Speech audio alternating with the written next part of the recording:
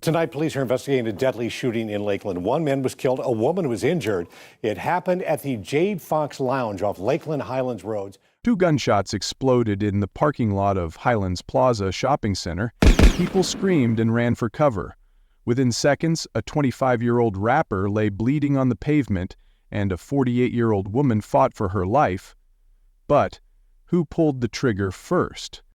His name was Raheem Bacon, known to the world as the famous 350 Heem.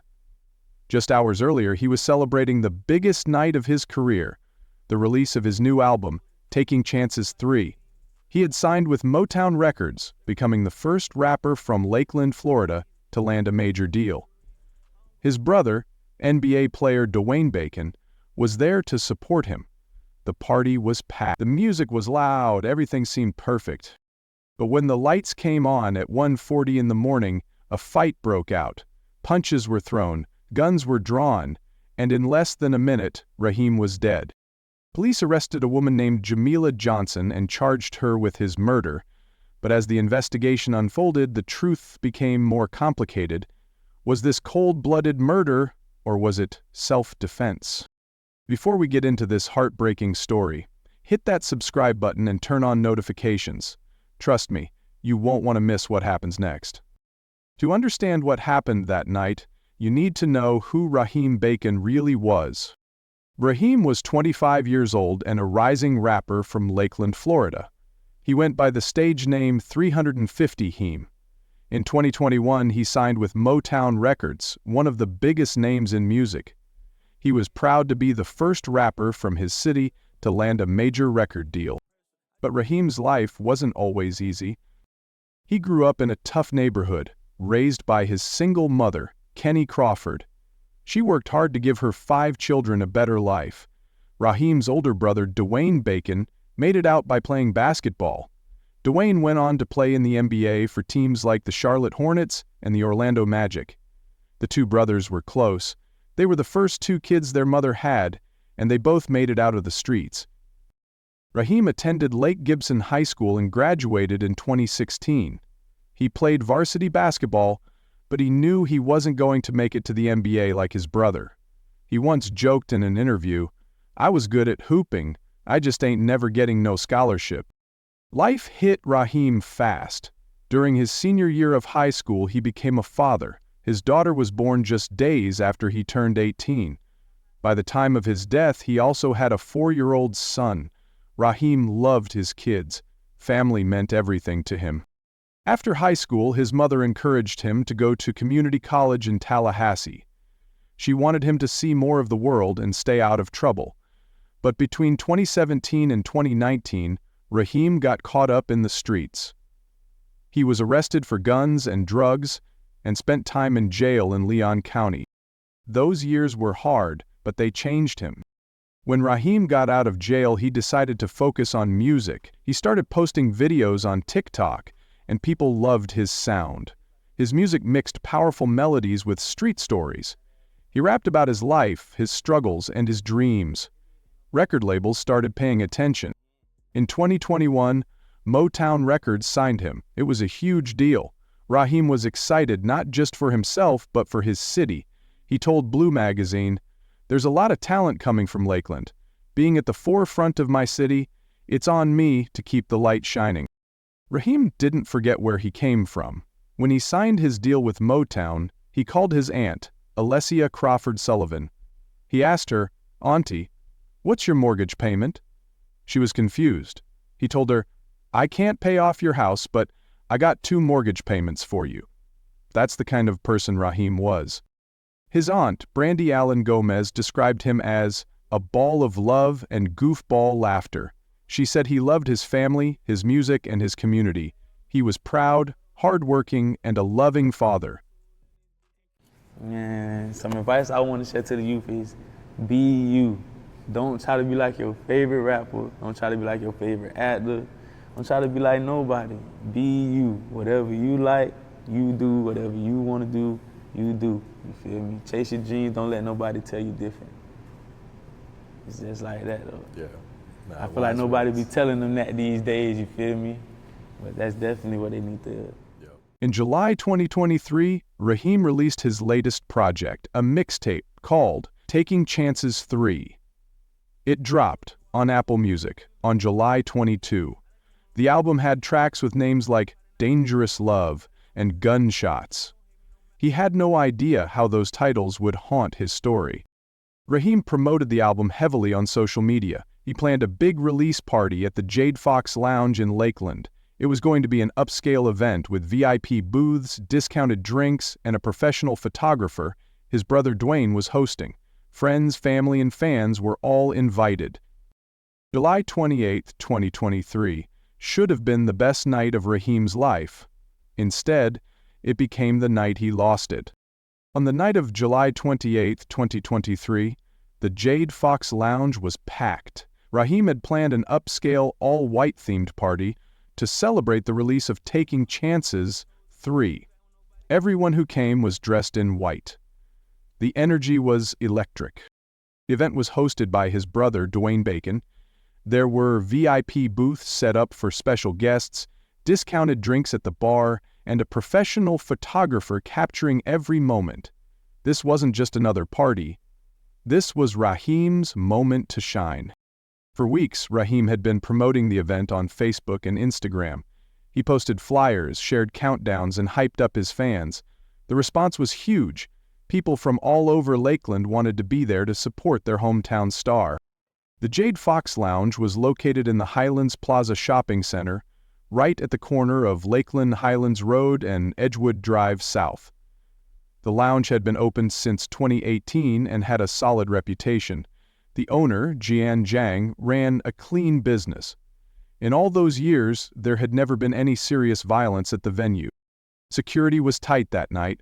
Every person who walked through the door was searched before entering. The staff made sure no weapons got inside. On top of that, 2 off-duty Lakeland police officers were working security detail at the event. Everything seemed under control. Inside, the party was everything Raheem had hoped for. The music was loud, people were dancing, laughing, and celebrating. Friends and family surrounded Raheem, congratulating him on his success. His brother Dwayne was by his side, proud of how far Raheem had come. The atmosphere was full of pride and joy. This was a night the community had been waiting for. Raheem moved through the crowd, shaking hands, taking pictures, and soaking it all in. He had worked so hard to get here, from jail cells to record deals, from struggle to success. Tonight, he was living proof that dreams could come true. The hours passed, the drinks flowed, the music kept playing. But as the clock moved past 1:30 in the morning, the party started winding down. The DJ played the last few songs. The lights in the lounge slowly came on. People began gathering their things and heading toward the exits. Some said their goodbyes inside. Others walked out into the warm Florida night air. It was around 1:40 a.m. when things started to go wrong. Most of the guests had already left or were making their way to their cars in the parking lot. The mood was still good. People were tired, but happy. No one expected what was about to happen. But in the parking lot, a confrontation was about to turn deadly. It all started with an argument inside the lounge. As the party was ending and people were getting ready to leave, a woman named Regina Orr and her daughter, Jamila Johnson, confronted Raheem's mother, Kenny Crawford. Regina was 48 years old. Her daughter, Jamila, was 23. According to witnesses, the confrontation was about entry fees or some kind of disagreement that happened earlier in the night. Voices got louder. Tensions rose. People nearby started to notice. Then, without warning, Regina Orr punched Kenny Crawford in the face. That single punch changed everything. Chaos erupted inside the Jade Fox Lounge. People rushed in to defend Kenny. Others tried to pull Regina back. Within seconds, a large fight broke out. Fists were flying, people were yelling. Security tried to break it up, but there were too many people involved. The fight quickly moved outside into the parking lot. More people got involved. Friends and family members on both sides jumped in. What started as a confrontation between 2 women had now turned into a full-blown brawl. Raheem was outside when he saw what was happening. He saw his mother being attacked. He saw the chaos, and he made a decision. He rushed toward the fight to defend his mother. But Raheem didn't just use his fists. He pulled out a 9mm handgun. In the heat of the moment, with adrenaline pumping and emotions running high, Raheem raised the gun and fired at Regina Orr. The shot hit her. She collapsed to the ground, critically injured. Jamila Johnson saw her mother get shot. She saw her fall. And in that moment, she made her own decision. Jamila pulled out a .40 caliber Glock. The gun had been reported stolen back in 2015. She aimed it at Raheem and fired. 2 shots hit Raheem. He stumbled backward and fell to the pavement. Blood poured from his wounds. People screamed and scattered in every direction. Some ran back into the lounge. Others ducked behind cars. The 2 off-duty police officers who had been working security rushed toward the scene. But it was too late. Raheem lay on the ground, barely breathing. Friends and family surrounded him, panicking. Someone made the decision to get him to the hospital as fast as possible. They didn't wait for an ambulance. They lifted Raheem into a private vehicle and sped off toward Lakeland Regional Health Medical Center. Meanwhile, Regina Orr was still on the ground in the parking lot. Paramedics arrived and loaded her into an ambulance. She was in critical condition, fighting for her life. The scene was pure chaos. Police cars arrived with flashing lights. Officers tried to secure the area and figure out what had just happened. Shell casings were scattered across the pavement. Blood stained the ground. Witnesses were crying, shouting, and trying to explain what they saw. At the hospital, doctors worked desperately to save Raheem, but his injuries were too severe. Shortly after arriving at Lakeland Regional Health Medical Center, Raheem Bacon was pronounced dead. He was 25 years old. Back at the scene, police arrested Jamila Johnson. Officers recovered the .40 caliber Glock she had used. They also discovered that the gun had been reported stolen years earlier. But there was one major problem. The 9mm handgun that Raheem had used to shoot Regina Orr was never found. Investigators believe that someone at the scene picked it up and took it before police arrived. Regina Orr survived her injuries, but she was in critical condition for days. The bullet Raheem fired had done serious damage. In less than 2 minutes, 2 families were destroyed, a son was dead, a mother was fighting for her life, a daughter was in handcuffs, and a community was left asking one question: how did a celebration turn into a tragedy? Pause for a moment and think about this. A mother defending her son, a daughter defending her mother, 2 families destroyed in seconds. What would you have done in that situation? Drop your thoughts in the comments below. I read every single one. When police arrived at the Highlands Plaza parking lot, the scene was complete chaos. People were crying, yelling, and trying to explain what had just happened. Officers immediately secured the area and began their investigation. Jamila Johnson was arrested at the scene. She was still there when police arrived, and officers took her into custody without incident. They recovered the .40 caliber Glock she had used to shoot Raheem. When they ran the serial number, they discovered the gun had been reported stolen back in 2015. Jamila was initially charged with possession of a firearm by a convicted felon and aggravated battery with a deadly weapon. Police believe she had a criminal record that made it illegal for her to own a gun.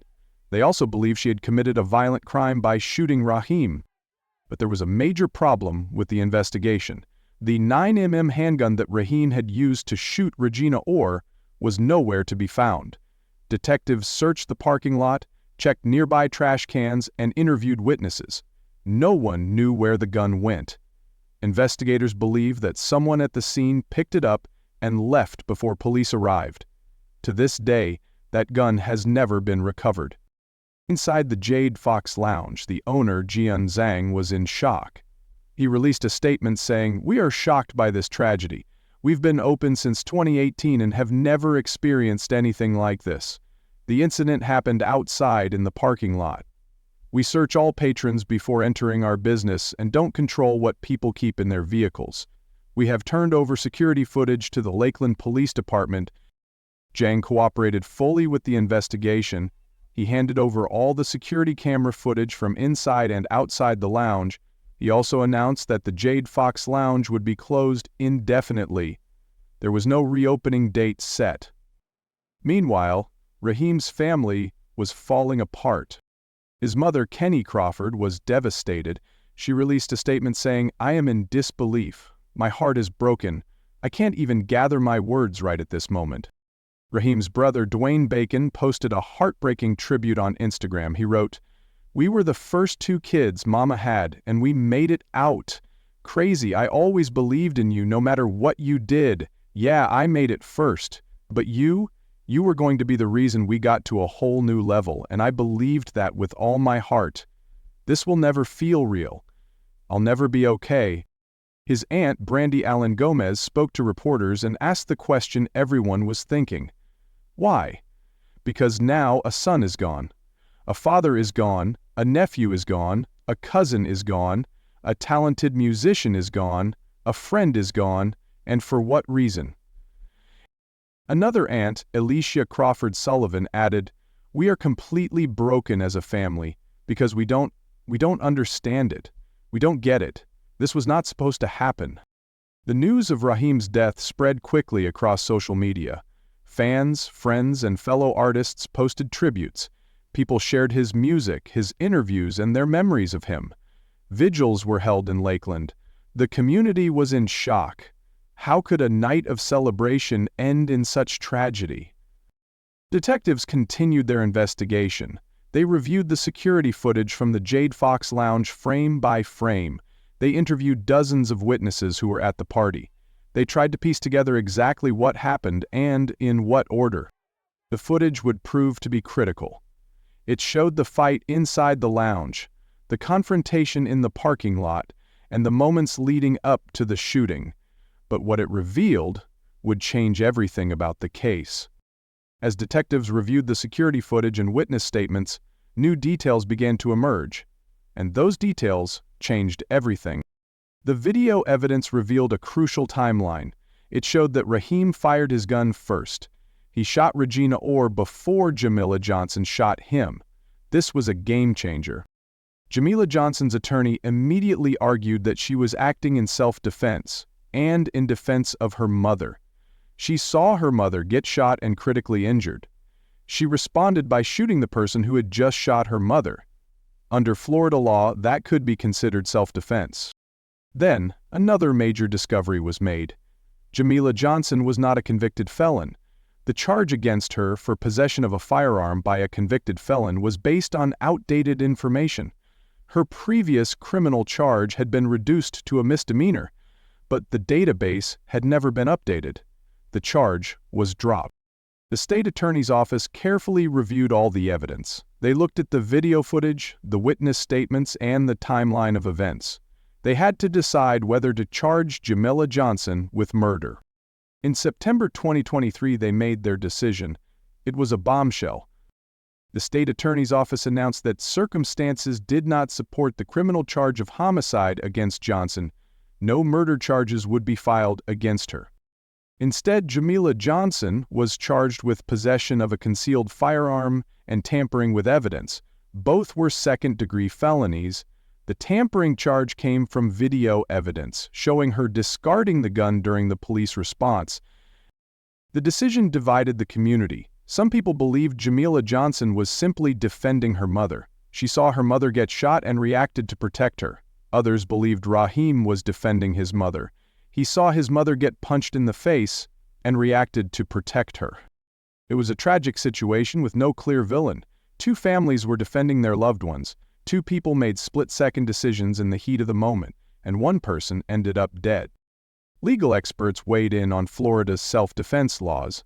They explained that self-defense can apply even in situations where someone is killed, as long as the person reasonably believed they or someone else was in immediate danger.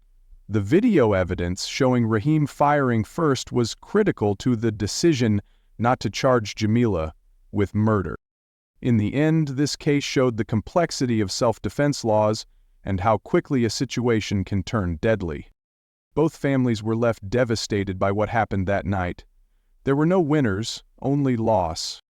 Raheem's two young children will now grow up without their father. They will never get to see him perform on stage or hear him talk about his dreams. His daughter and his 4-year-old son lost him forever. After his death, streams of Taking Chances 3 increased. Fans listened to his music and mourned the talent that was taken too soon. The Lakeland music community lost a trailblazer. Raheem was the first rapper from their city to sign a major record deal, and he wanted to open doors for others. That dream was cut short. People couldn't stop asking what if. What if security had stepped in earlier? What if no one had brought guns? What if the argument had been resolved peacefully? So many small decisions led to one tragic outcome. This case highlighted the bigger problem of gun violence at entertainment venues and in communities. When conflicts happen and guns are present, things can turn deadly in seconds. There was a painful irony in the titles of Raheem's final tracks, Dangerous Love and Gunshots. He rapped about violence, but he also spoke out against it in interviews. Now, his life had ended the same way. The human cost was enormous. 2 young children lost their father. Kenny Crawford lost her son. Raheem Bacon lost his brother and partner in success. Regina Orr nearly lost her life. Jamila Johnson faced criminal charges for defending her mother. The tragedy forced the Lakeland community to reflect on violence, conflict resolution, and how fragile life really is. One argument, one punch, 2 guns, and in less than 2 minutes, everything changed forever. Raheem's story became a reminder that no amount of success can protect you when violence enters the picture. Raheem's death teaches us important lessons about violence and how we can prevent tragedies like this. First, event security needs to go beyond just searching people at the door. Security staff should be trained in conflict de-escalation and monitor parking lots and surrounding areas. Many fights start inside but turn deadly outside. Second, gun violence prevention is critical. Both guns used that night were illegal. One was stolen, and the other was never found.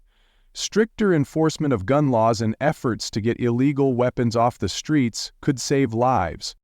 Third, communities need better ways to resolve disputes before they turn violent. Mediation programs and conflict resolution training can help people handle disagreements without fists or guns.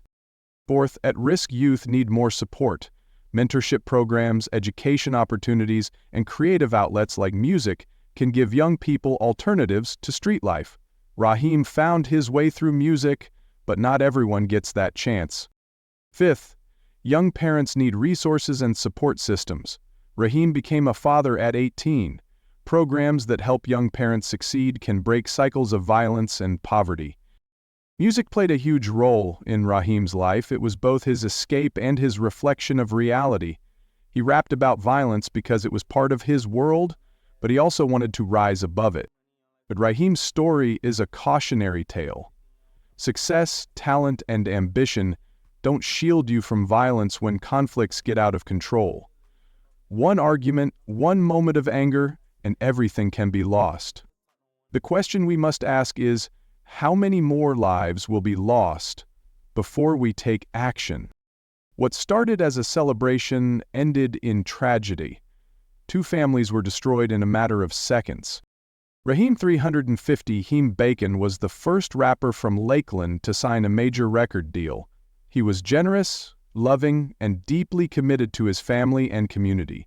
He wanted to open doors for other artists. He wanted to make his mother proud. He wanted to be there for his children. But on July 28, 2023, all of that was taken away. Some questions will never be answered. Could this have been prevented? What really sparked the argument between Regina Orr and Kenny Crawford? Why did things have to end this way? The legal outcome brought no real justice. Jamila Johnson was not charged with murder, but no one won. Raheem is still gone. His children still don't have a father. His family is still broken. In the end, there were no villains here, just people making split-second decisions in defense of their loved ones. But those decisions cost a young father his life and left 2 children without their dad. This case raises so many questions about self-defense, gun violence, and how quickly things can get out of control. What's your take on this? Should Jamila Johnson have faced murder charges, or was this truly self-defense? And what can we do as a society to prevent tragedies like this? Let me know in the comments. If this story moved you, please share it. These conversations matter. And don't forget to subscribe for more cases that make us think. Rest in peace, Raheem Bacon. Your music and your memory live on. Until next time, stay safe out there.